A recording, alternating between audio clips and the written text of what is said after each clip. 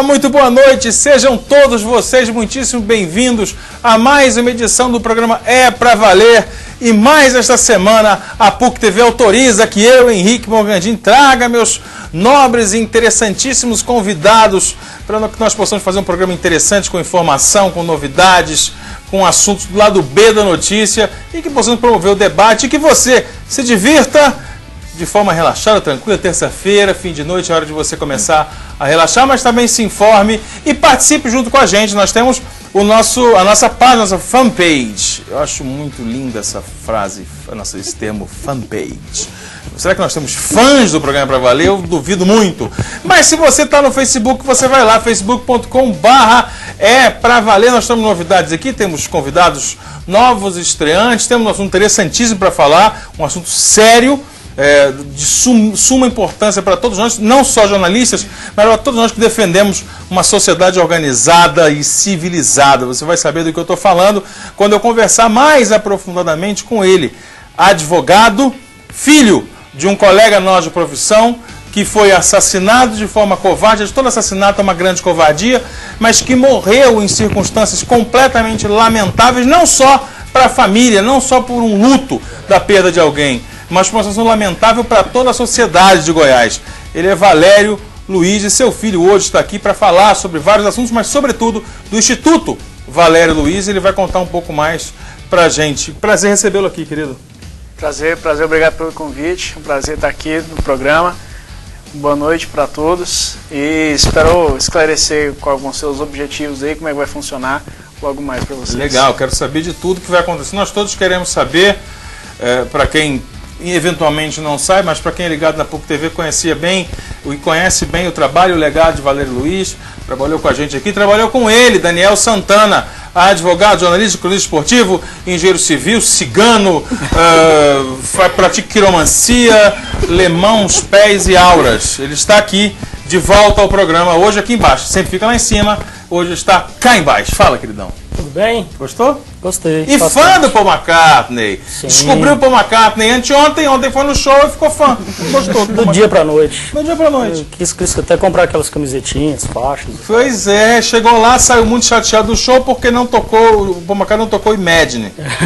Eu não quero tirar essa fantasia dele, entendeu? Eu vou deixar quieto e não deu pra tocar, porque não deu tempo, show curto. Mas uma boa noite a vocês aqui da mesa, os colegas de casa. E hoje tenho, talvez assim, a gratidão de ter dividido esse estúdio tantas vezes com o Valério. E hoje está aqui com o filho dele, com o Valério Filho, que também é meu amigo, assim como o pai era, depois de 10 meses praticamente desse acontecimento lamentável, para falar um pouco do Instituto e também para participar aqui do É Pra Valer, onde você, de maneira a, não sei se querer sabotar o show do Paul, escolheu um fundo simbólico. Emblemático. Eu não entendi muito nada bem por acaso. O motivo. Nada Espero é que por acaso. você explique. Vou apresentar esse vídeo, logo depois vou conversar com ela. Estreante também neste programa, ela é radialista, ela trabalha com internet, conteúdo web, vai falar com a gente também sobre o que ela faz e vai nos ajudar a fazer esse programa. Ela é a Maísa Manuela, estreante. Tá nervosa ainda, Maísa? Bastante, suando frio. Mas vai passar, espero. Nem a presença do Wilson aqui, seu antigo colega de trabalho, te acalmou? Ajudou. Ajudou? As risadas também, antes do início do programa, Boa. ajuda. Aliás, esse Wilson é rodado, né? Wilson, não tem um que não chama convidado aqui, trabalhou com ele. Tem um que olha aqui, outra que não tem uma convidada. Que não aparece. Não é possível. Que sujeito é esse? É um homem complicado, tem histórico. Grande currículo, que da onde o Daniel vem, também chamam de capivara, mas deixa a história pra lá. Tira o Morgantini, mostra lá quem vai estar.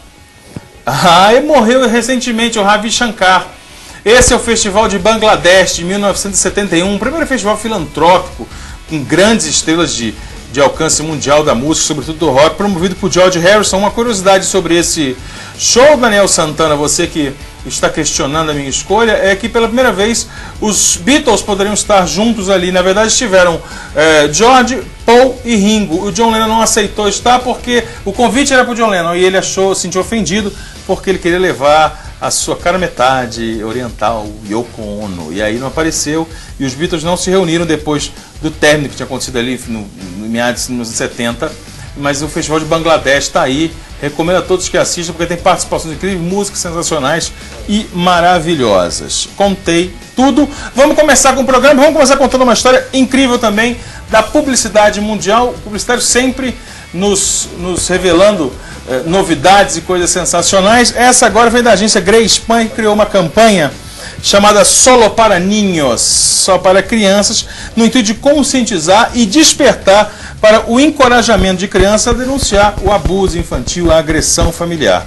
A ideia é passar uma mensagem às crianças de uma forma que só elas vissem, mesmo quando acompanhadas do seu agressor. A ideia, basicamente, é trabalhar com perspectiva. Solta um vídeo que nós temos aí, quando eu vou contando essa história, que fica mais fácil de você entender. A média da Espanha...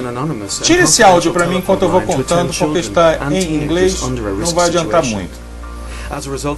Não vai sair, eu vou falar por cima assim, porque eu sou abusado. A média do adulto na Espanha é de 1,75 m. Uma criança tem 1,35 m, mais ou menos 10 anos. Então ele explica aí como é que eles podem passar mensagem para crianças e não mostrando, Daniel, o agressor. Dessa forma aí, ó. Essa visão do adulto e a visão da criança muda a imagem e genialmente aparece uma criança agredida. Tá aí a perspectiva do adulto e a perspectiva da criança. Mais do que isso, dele ver a criança machucada e o adulto não enxergar, é que aparece uma imagem. Uma mensagem, melhor dizendo, que diz o seguinte: se você está sofrendo algum tipo de abuso, algum tipo de agressão, nos ligue em tal número. Só para crianças de 10 anos. Maísa Manuela, você que trabalha com publicidade, você que trabalha com conteúdo web, que também é cheio de inovações, tá aí o que eu expliquei. É mais uma vez uma faceta nova da publicidade, criando algo genial e com uma causa tão importante, tão nobre, né? Genial e fora da web também, né? Que hoje a gente está muito conectado e a gente esquece um pouco, assim, parece que a gente esquece um pouco da vida cotidiana e do tradicional. Do tradicional e para de prestar atenção ao redor da gente mesmo, né? E essas ações, elas impactam diretamente as pessoas e principalmente as crianças, que ficam reféns, né, de gente que não...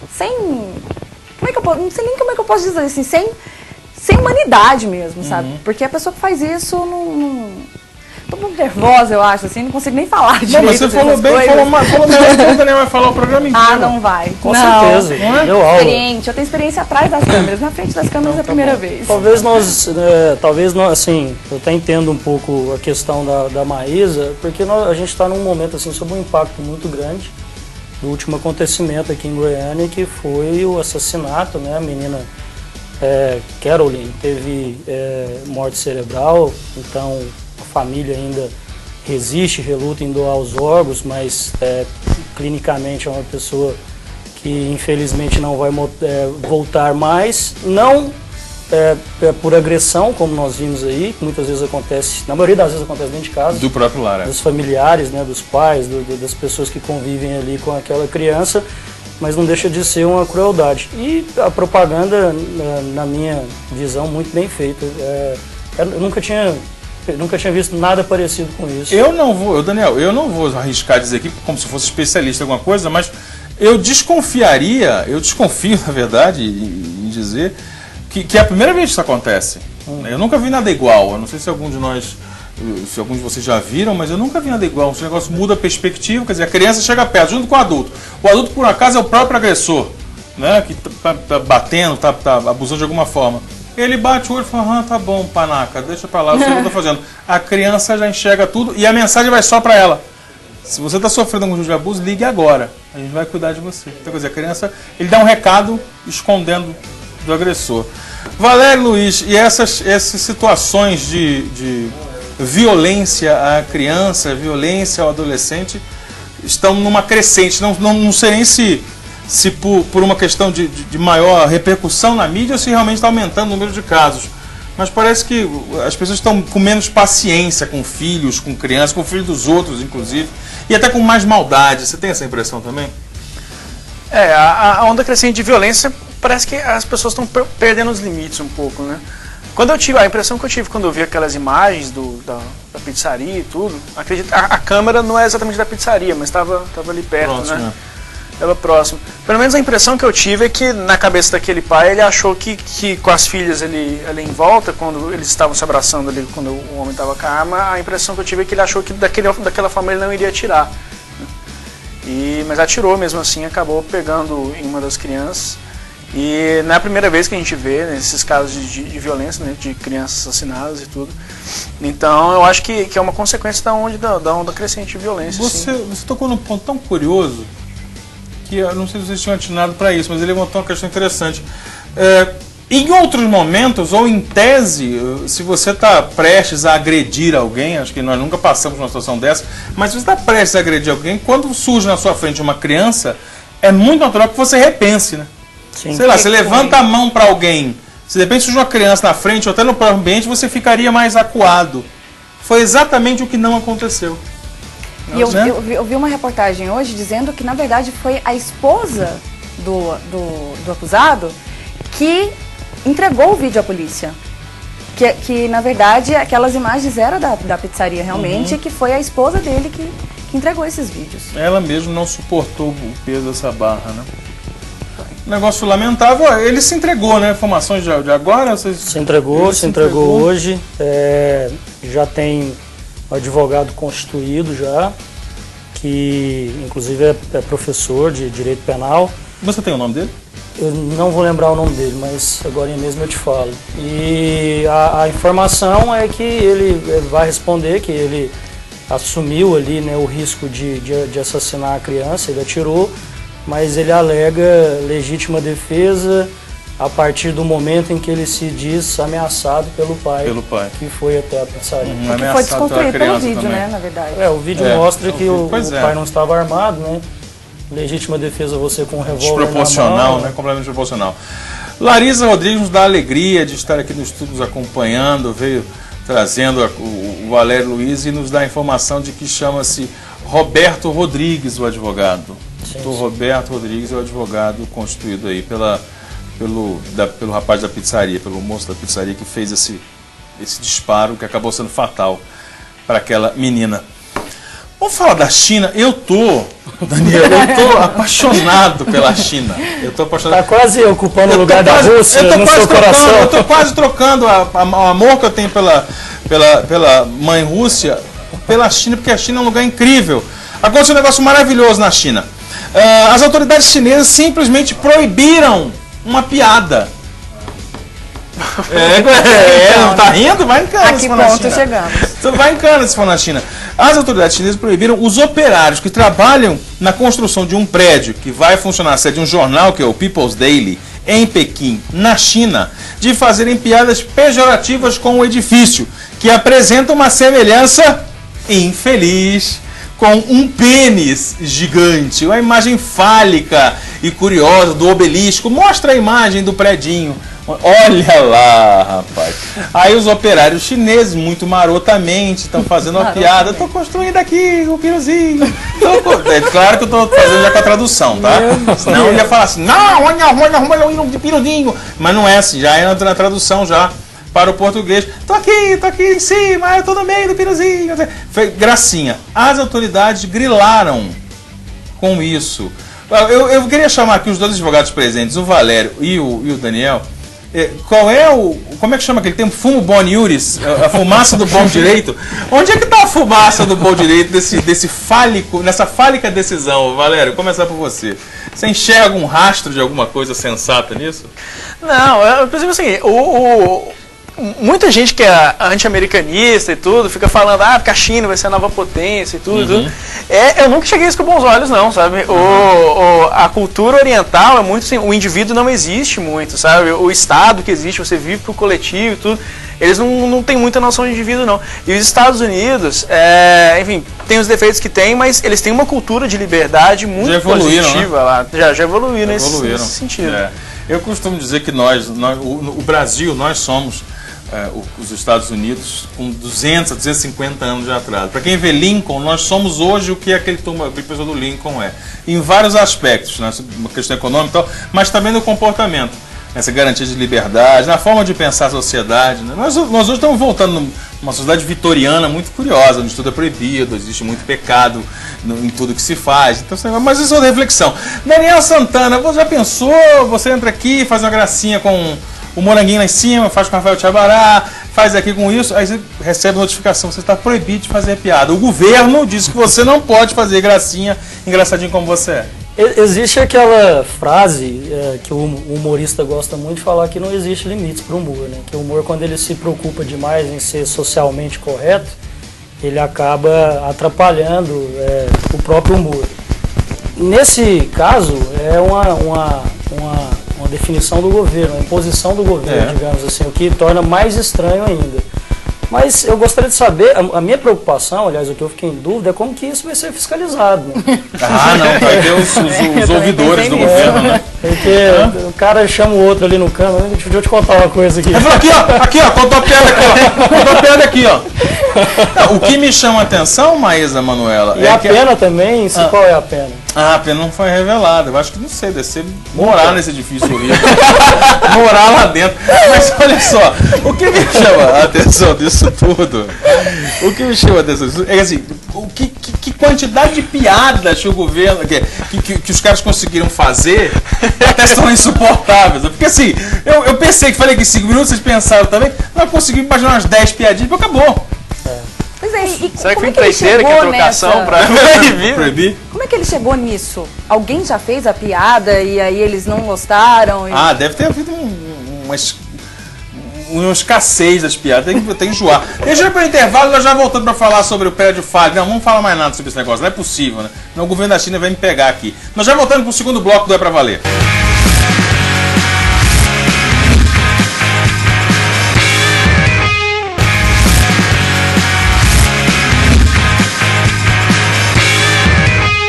Para a segunda parte do programa É Pra Valer aqui pela PUC TV, eu e meus amigos e convidados incríveis e maravilhosos estamos debatendo os grandes assuntos da humanidade que você sabe, toda terça-feira você não pode perder, começa às 10 horas. Se você já sabe, conta pro amiguinho, ajuda a espalhar essa notícia, mas não faça igual os operários chineses que fizeram tanta espalhação de notícia que agora estão proibidos de fazer a mesma gracinha. Aqui a gracinha está liberada. Deixa eu contar uma história que não é nada gracinha, aliás é muitíssimo curiosa. Maísa Manuela, você já imaginou viver com R$2 por dia? Não. Não imaginei, eu acho que dá pra comprar macarrão instantâneo, né? Não, talvez. Acho que não. Não, mas acho que é mais caro. Não, mas é sério agora. Eu vi uma história muito interessante de um cara que tinha $60. O que ele fez? Ele foi para uma comunidade, eu não sei dizer onde. Foi para uma comunidade, as pessoas fizeram artesanatos com esses... pegaram esses produtos, compraram produtos, fizeram artesanato e renderam. Revendeu. O dinheiro. Deu uma grana boa, até hoje o projeto está em andamento, assim. E então... o cara ficou levemente rico por causa do povo da comunidade, continua lá na comunidade passando fome. Você viria com R$2? Imagina-se vivendo 56 dias com $1 por dia, dá? Não, dá não. Não dá, não dá. Também você tá... olha a cara da figura. Olha aqui, bem tratado desse jeito. Realmente. A Palmolive. Olha lá, imagina. Passando Dove todo dia. Creme, hidratante. Não dá. E vocês estão falando que não dá, mas para 1 bilhão e 100 milhões de pessoas dá de alguma forma, porque esse é o dinheiro que elas usam por dia. Para 1,1 bilhão de pessoas no mundo, esse é o dinheiro que elas ganham por dia. E, na verdade, 2 estudantes de economia de uma universidade da Califórnia toparam fazer esse desafio diante dessa realidade.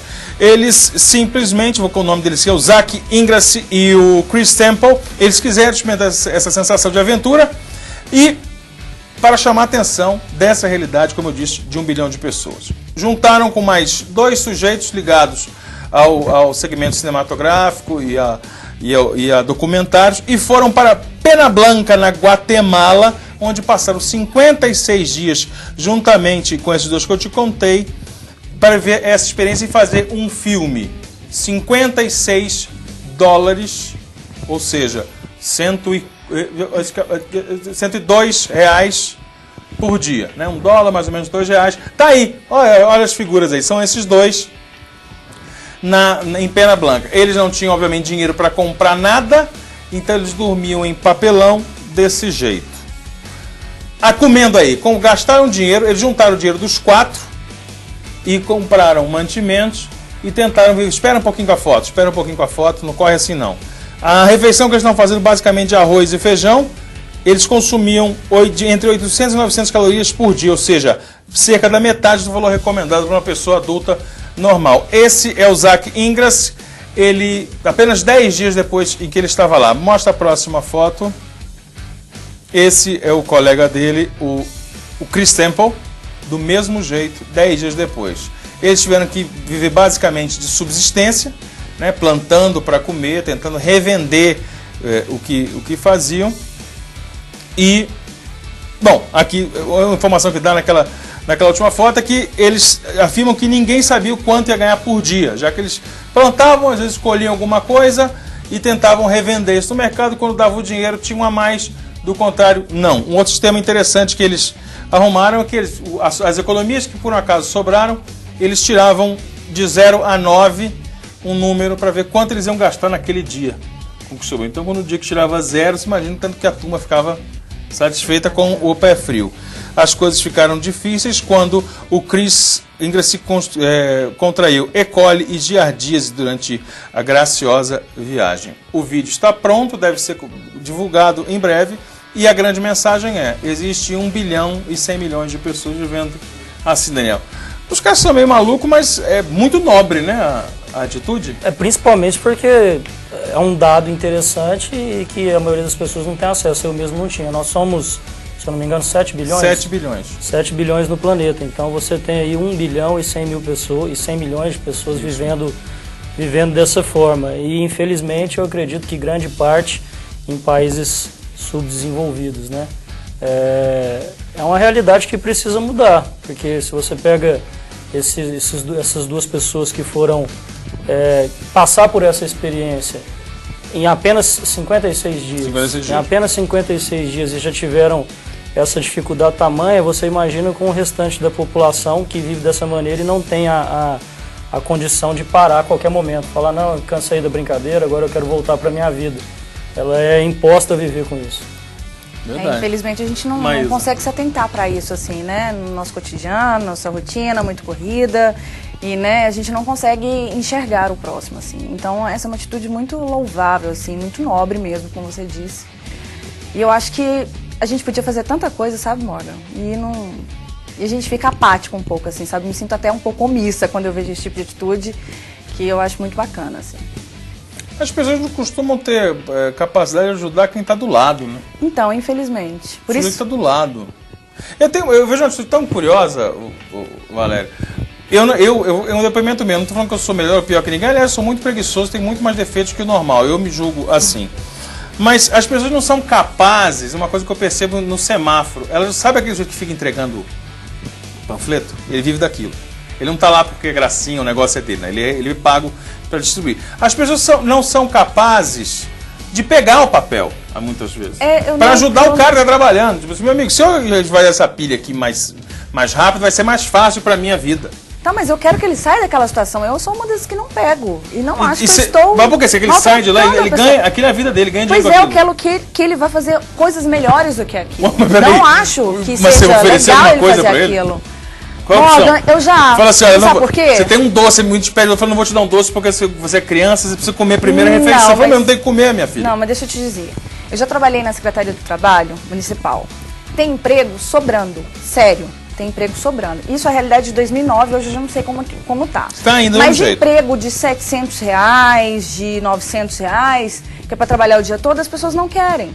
Porque elas têm auxílio do governo, então elas preferem, não, se eu fizer isso eu vou perder, se eu fizer o curso, não, tipo assim, parece que a pessoa tem medo de crescer. Então eu já falei, olha, liga no Cine. O Cine é que dá encaminhamento para as pessoas para o emprego. E são empregos, às vezes, tem emprego de R$2.000 lá. Não, mas muitas vezes falta qualificação também, né? Mas muitos desses empregos não precisam de qualificação. O empregador, ele não exige, ele só exige a vontade da pessoa trabalhar. Então, se o sujeito está na rua, por que ele ganha mais? Ele ganha mais na rua, então, não sei. E você não ajuda? Você não ajuda. Não é questão Você de não ajudar. ajuda. Eu Não acho que ele ajuda. pode Você não pega fazer papel uma coisa melhor. porque suja seu carrinho. Não. Aí fala, não quero pegar. Valério Não é Luiz, isso. você pega papelzinho, não pega papelzinho? Porque a nossa discussão agora é só entre os bons que pegam papel e os maus que não pegam São papel. muito maus. De que lado você está? Do lado do papel. Ou lá Ou do lado do vidro ponto. fechado. Ou vidro fechado? Lá... eu realmente não me lembro, assim, de todas as vezes que alguém me entregou papel. Não pega papel. Daniel, não pega. Você pega papel, Daniel? Bom, eu pego o papel, penso exatamente como você, já falei isso para outras pessoas que estavam comigo no carro quando são abordadas e nem abrem o vidro. É o trabalho dele entregar papel. Se você não tem interesse por aquilo, quando você chegar em casa você descarta o papel, você não tem a necessidade de Ajuda, de né? ler, né? Você não é obrigado a ler, você coloca ali no canto do carro, não vai sujar seu carro. Então eu pego sim, penso que o lado social tem que ser trabalhado, a pessoa tem que evoluir. A gente vê poucos casos, mas tem, por exemplo, um engraxate que conseguiu se formar em direito. E continua engraxate, mais curioso, né? Ele continua engraxate. E trabalhando ali próximo ao fórum. Então, nós temos ali também na Avenida 136, na Jamel Cecílio, ali uma pessoa que faz malabarismo lá com a bola de futebol, faz embaixadinhas em cima de uma corda daquelas de slackline. Ele é advogado também? Ou Ele está jornalista? estudando, Ele está estudando engenharia civil. Advogado Engenharia jornalista civil? é ótimo.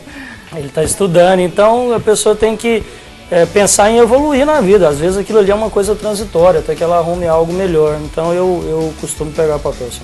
Parabéns, Morgantini. Estou me sentindo uma pessoa horrível. Não vou dormir hoje à noite. Nossa, Não, aproveita que você não vai péssimo, dormir, dá um ciclo lá na cidade pra pegar um papelzinho na galera. Não, à noite não. Não vão te oferecer papel legal. Não vão te oferecer papel legal. Eu acho que arremato esse bloco dizendo que o engraxate está muito certo, esse exemplo que o Daniel mostrou. Ele é uma história de vida muito bonita. Mas eu também não largaria a vida de engraxate para ser advogado de jeito nenhum. Eu vou para o intervalo e já volto para falar sobre o Instituto Valério Luiz. Aguenta aí no terceiro bloco.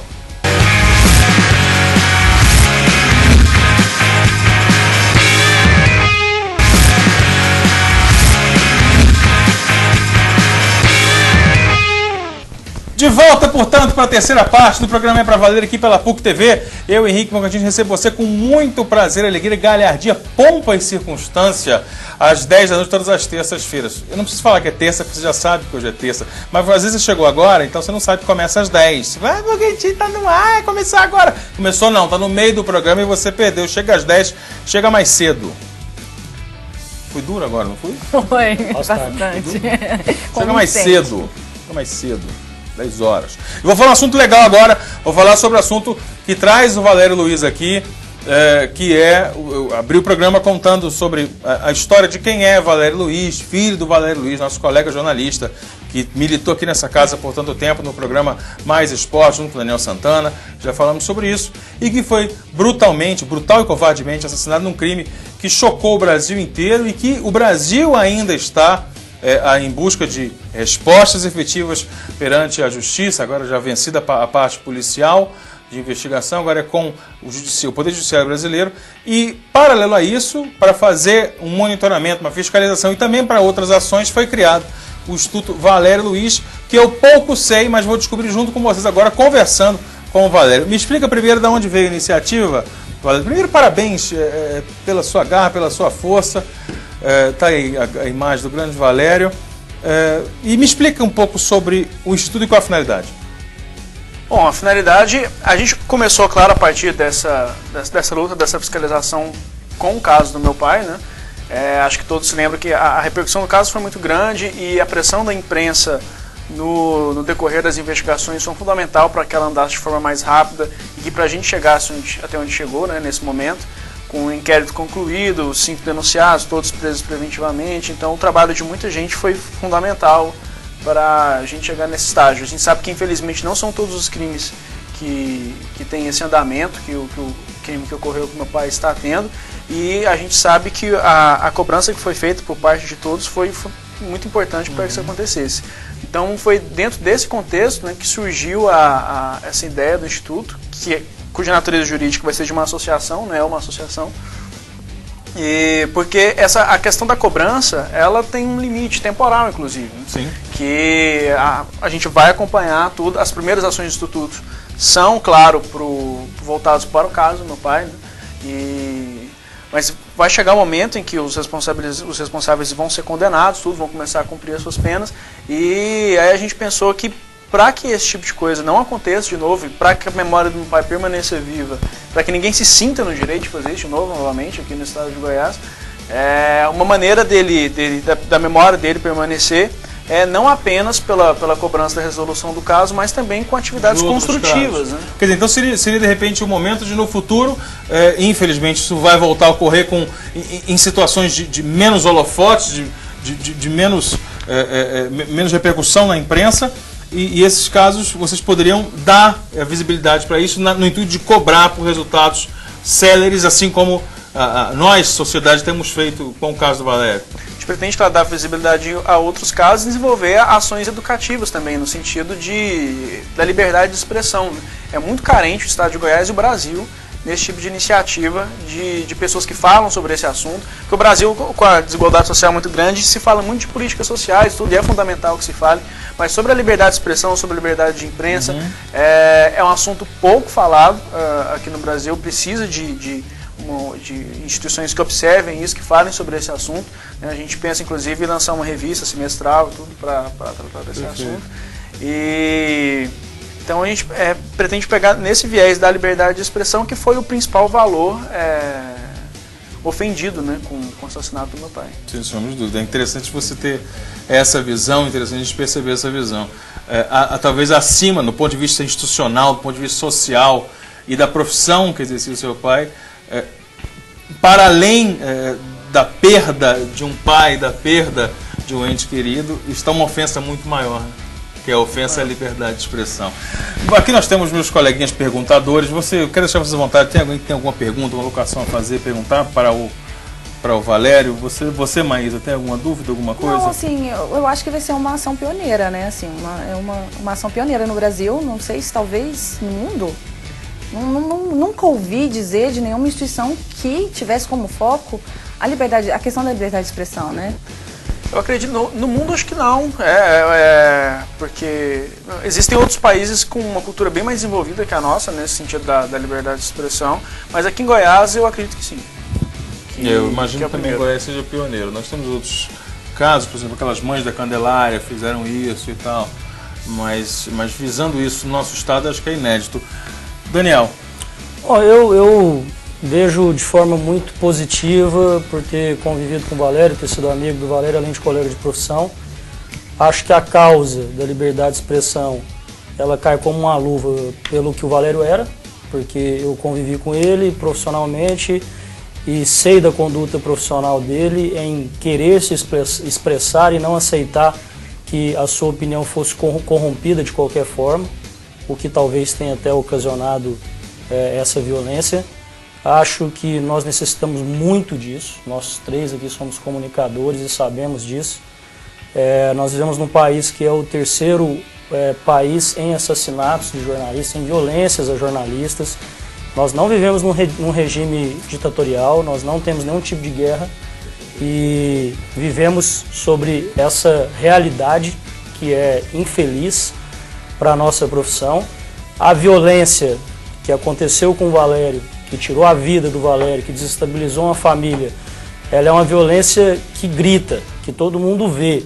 Mas e a violência que muitos jornalistas sofrem no dia a dia, né? Nas redações, nas empresas que trabalham, por parte de alguns governos que se especializam em processar jornalistas. Então eu vejo que a missão que esse instituto tem, ela é de extrema importância para a sociedade, porque o jornalista nada mais é do que a voz da sociedade. E creio que o Valério tem que ter muita força para ficar à frente disso, porque não vai ser uma luta fácil, mas desejo que ele tenha esse êxito e já me coloquei à disposição dele para poder ajudar como for possível. Maravilha. Uma outra informação interessante é que vocês essa semana entraram com uma ação envolvendo diretamente o Maurício Sampaio. Eu queria que você comentasse um pouco ela. O Maurício Sampaio é o principal suspeito de ser o mandante e está preso, né, junto com outros 4, não é isso? 5 ou 4? 4. Outros 4, né? E no que consiste essa ação mais recente, já em nome, já atuando como instituto, né? Sim. É uma ação popular. A ação popular ela consiste no seguinte: a ação popular é um direito que a Constituição dá para qualquer cidadão, tanto para mim, para você, para o Daniel, para a Larissa, para quem quiser, quando existem irregularidades em órgãos públicos, em qualquer lugar onde existe trânsito de dinheiro público, você pode entrar com essa ação para que essas irregularidades sejam sanadas. Então, a gente teve acesso a relatórios da Corregedoria do Tribunal de Justiça, do Conselho Nacional de Justiça. Esses documentos foram fornecidos pelo Ministério Público, então a gente organizou ele numa petição e deu entrada no fórum, porque realmente é uma série de irregularidades no cartório do W. Sampaio.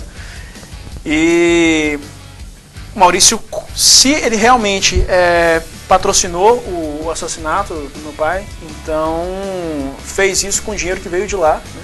E eu acredito que não se pode admitir que dinheiro de origem pública seja usado para assassinar jornalista. E por último também, que pela própria lei dos cartórios, quem exerce função pública deve manter na sua vida privada uma conduta condigna com a função, né? E obviamente não é o caso, e é um argumento forte, é um argumento que se valia por si só para entrar com a ação popular. Mas a gente teve a preocupação de procurar todas as irregularidades que foram apuradas pelo Conselho Nacional de Justiça e pela Corregedoria, e todos os documentos estão juntados na ação, estão lá na 2ª Vara da Fazenda Estadual, com o Dr. Eduardo Peu Mascarenhas da Silva. Muito bem. Para ter mais informações, eu quero saber, eu sou jornalista, eu estou em dúvida, pode ser que eu esteja sofrendo algum tipo de agressão, queria ajuda, o amparo do Instituto. Como é que eu procuro? Como é que eu acesso? O que tem disponível até agora na internet, algum telefone, alguma coisa? Como é que funciona? Pode procurar a nossa página no Facebook, que vai ser colocada aí no vídeo, é www.facebook.com/Instituto Valério Luiz, né? O Instituto está em processo de formação, então as pessoas que quiserem participar, como eu disse, vai ser uma associação, pode deixar suas mensagens lá, que eu vou entrar em contato com todas elas. Para ajudar também, né? Não é só também para pedir ajuda, mas também quem quiser contribuir. Com certeza. Algumas pessoas já se manifestaram, vamos entrar em contato com elas. O Daniel vai participar, a Larissa também. Quem tiver interesse, nós temos toda a disponibilidade para abarcar todo mundo. Já tem formulado algum tipo de ação já? Vocês pretendem fazer? A primeira ação foi essa, né? A ação popular. Deu muito trabalho, inclusive. Mas a ação que a gente para fazer tudo de forma sustentável, porque é muito importante a regularidade, né? A gente está pensando nas principais ações serem muito educativas, né? É isso que eu estava falando, das publicações, da revista, tudo. Porque acompanhamento de casos, por exemplo, é possível que se pegue 1 ou 2 casos para cobrar realmente do começo ao fim, tudo, mas não é possível pegar um número muito grande de casos, pelo menos a princípio, né? O caso do meu pai, que é o que a gente vai trabalhar agora, no começo do Instituto, né? Até porque foi o que originou, enfim, já existe um acompanhamento. Então, de repente, uma ajuda interessante seria advogados que estão nos assistindo, que tem algum tempo, é difícil advogado ter tempo extra, tempo à toa, mas se já for, quiser se dedicar algum tempo para fazer parte disso, ajudar em outros casos, é uma ajuda bem-vinda. Ajudar a assessorar vocês em outros casos, a amparar nessa assessoria jurídica.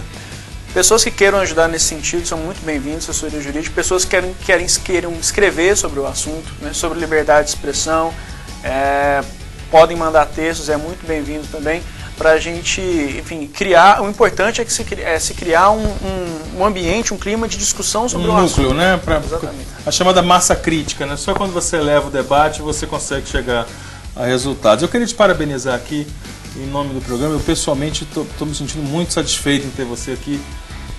E parabéns, sem nenhuma demagogia, sabe? Sem nenhum papo de televisão, porque é um negócio tão interessante, tão nobre, porque parte de uma ideia, de uma dor pessoal, né? Parte de um sentimento muito ruim da perda de alguém de forma tão trágica, tão covarde, mas isso acaba sendo canalizado de uma forma tão interessante, tão nobre e altruísta, que se torna algo muito maior. Quer dizer, prova que a brutalidade cometida contra um profissional de comunicação, ela não foi encerrada com um processo jurídico que deve condenar os responsáveis, mas vai servir para defender gente como eu, como a Maísa, como o Daniel, como todos nós estamos aqui, e até gente que não é ligada à comunicação, que não é do jornalismo, que não é de alguma área específica, mas que em algum momento vai ter o seu direito ofendido, não vai ter a quem recorrer, e quem sabe no futuro seja uma instituição forte o bastante para que possa amparar esses casos. De verdade, muito obrigado por isso que está fazendo. Nós vamos para o intervalo, nós já voltamos para a quarta e última parte do programa Pra Valer.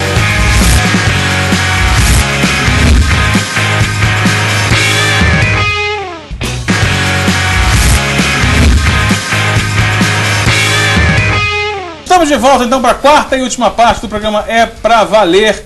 E eu recebo os convidados para continuarmos com o nosso bate-papo, nossa discussão. E agora o assunto é polêmico. Agora o assunto desperta a imaginação. Eu gosto de falar do Mencken aqui, um jornalista do início do século passado, início do século XX, que marcou intelectualmente toda uma geração e que lançou grandes escritores. E o Mencken fala assim, tem dois caminhos para o ser humano. Uma das coisas que ele fala é o caminho do óbvio e o caminho do delírio. Uma tendência natural do ser humano é acreditar no quê? No caminho do delírio. Estou contando do Mencken, estou contando essa história porque existe um lugar árido, estranho, cheio de pedras, chamado Death Valley, nos Estados Unidos, e as pedras andam. Mostra lá uma pedrinha, Rolling Stones? Olha, exatamente, na verdade é quase Drafting Stones. Elas se arrastam misteriosamente, deixando esse rastro gigantesco durante a madrugada e ninguém sabe o que acontece. Não há qualquer pegada ou pista que possa... Especialistas suspeitam, mostra a próxima foto, que pode haver uma ação do vento noturno e com as fortes chuvas que podem se arrastar, que caem das montanhas, que podem arrastar. Olha essa aí. Agora, claro, para isso chamaram a NASA. Não podia só gravar, não? Sério, chamaram a NASA. A solução da Maísa Manoela é interessante. Eu queria gravar, eu queria ver quem vai ficar com a câmera na mão. Meda. E, cara, Maísa, você pode se lançar. Chamaram a NASA e a NASA falou que não tem uma explicação plausível para isso, de algum tipo. Olha essa. E nenhum tipo de explicação plausível ou teoria e tudo mais. Claro que isso despertou os mais empolgados, que podem achar ser uma manifestação sobrenatural ou uma manifestação de ETs. O caminho da obviedade é o vento e a chuva. O caminho do delírio é que pode ser uma manifestação sobrenatural ou os ETs mexendo as pedrinhas na madrugada para explicar, para contar alguma coisa que a gente não sabe qual é a mensagem deles, porque eles devem entender a falar a nossa língua, português, inglês, etc e tal. E só rastro mesmo, né? Mensagem não? Não, tem, pode ser que tenha uma mensagem, você não entendeu, né? Tá certo. Pode ser isso também. Me conta aqui, Daniel, você ficou assustado, falou que é mentira, eu vou começar com você. O que é? Não. Sacanagem esse negócio? Algum gaiato tá lá empurrando pedra? Eu imagino que sim. Vamos pra valer, pra do Bagantini. Não, eu imagino que sim. Tá com cara de fraude isso daí, não tá não? Mas não tem pegada. Ah, mas sei imaginar que... Se entrar alguém, eu ia ver alguém entrando lá. Se você imaginar, por exemplo, que o vento seria uma ação do vento, é só numa direção... Não, eles andam num zigue-zague. O que me chama nessa sua tese é o seguinte: se for o vento, que vento é esse que arrasta o pedregulho? Não, foi isso que eu pensei. Sabe? E o pedregulho vai arrastando assim, você poderia rolar, né? Bater um vento, ele rola.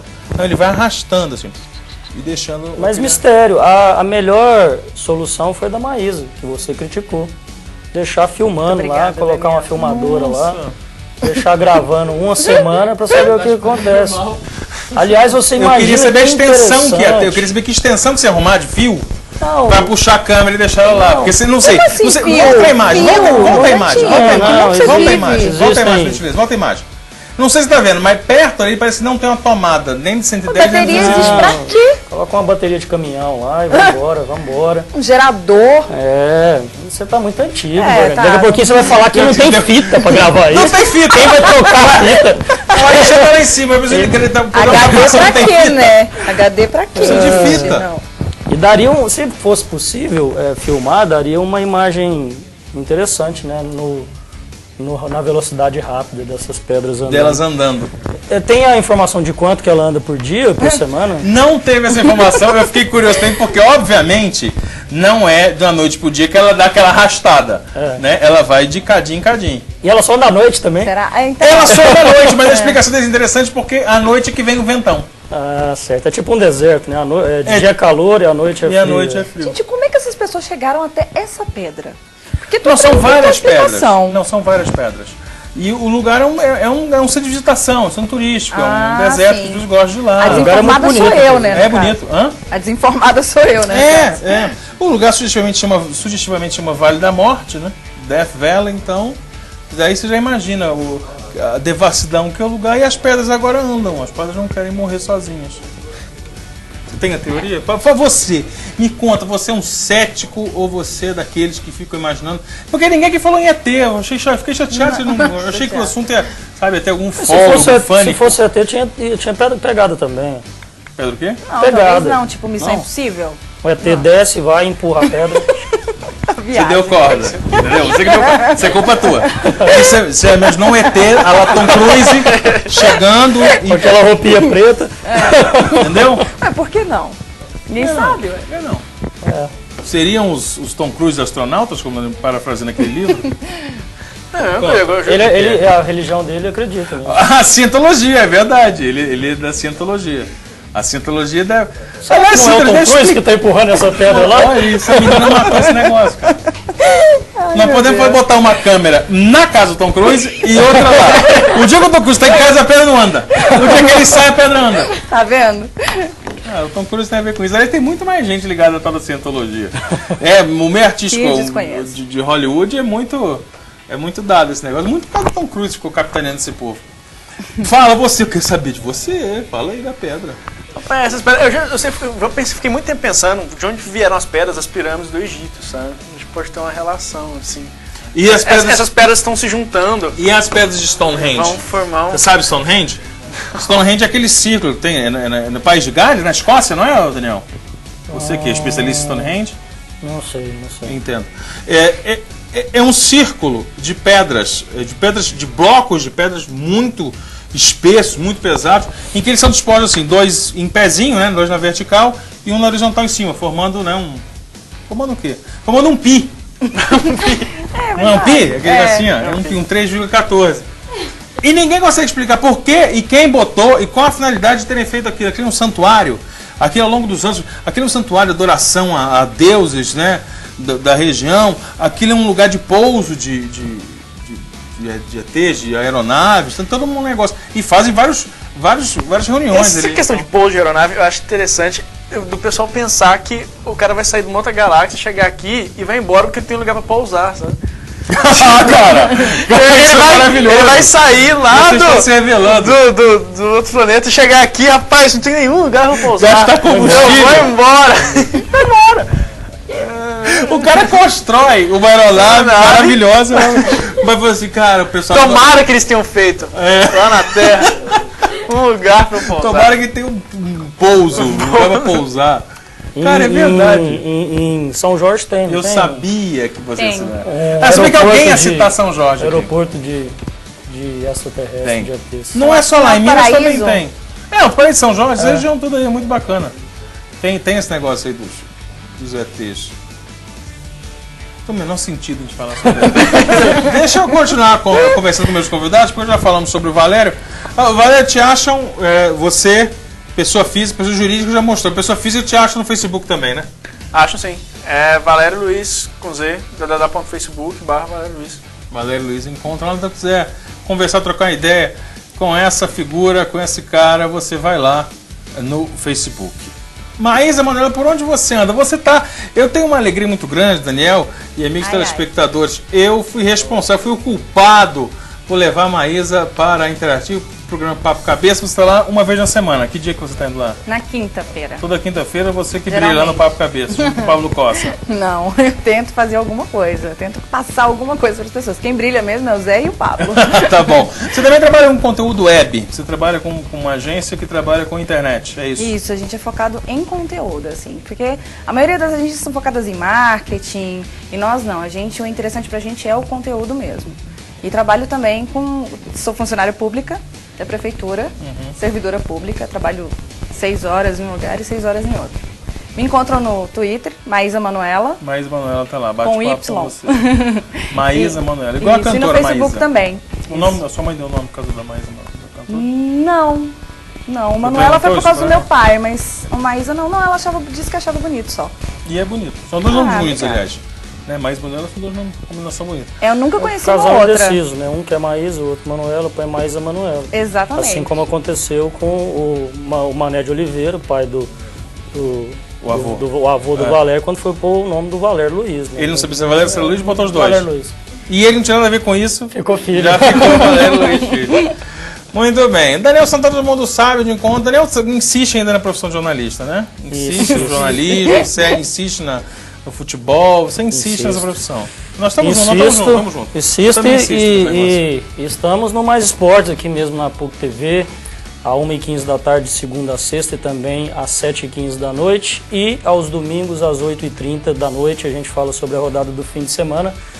Faço parte da equipe de esportes da Rádio Interativa também, estamos terminando agora o Campeonato Goiano, estamos nas finais do Campeonato Goiano.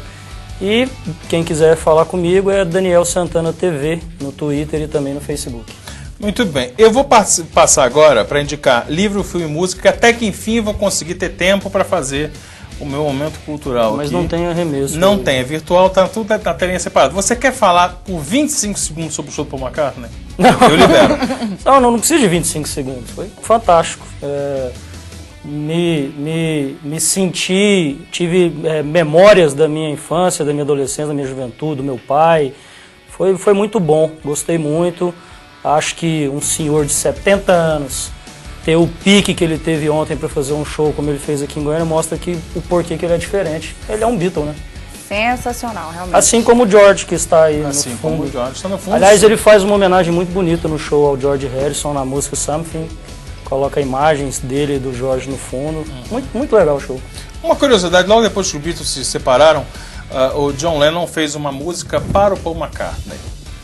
Eu vou deixar para vocês esse recado, para vocês assistirem no YouTube, algum vídeo deve ter, e acompanhar a letra. A música se chama How Do You Sleep, que a tradução é Como é que você dorme, como é que você consegue dormir. Você conhece essa música? Sim, e o Paul fez uma pro John Lennon. Aí falando bem, né? Não, bonitinho. Chama Hey Jude. Não, fez pro filho, eles eram amigos ainda, você tá sendo canalha, não. Vou pro meu arremesso cultural, o sujeito quando quer puxar, sabe, o negócio pro McCartney, How do you sleep? Como é que você dorme dizendo que você fez tal música, você fez isso, fez aquilo, você não é santo não. Mas ele tá vivo, ele conta a última versão. Mostra pra mim aí o lado bom da vida, mostra o cartaz do lado bom da vida. Cara, estou apaixonado desse filme, recomendo a todos vocês que assistam. Um filme completamente sensacional, com esse cara bonitão que fez o Se Beber Não Case, que é o Bradley Cooper.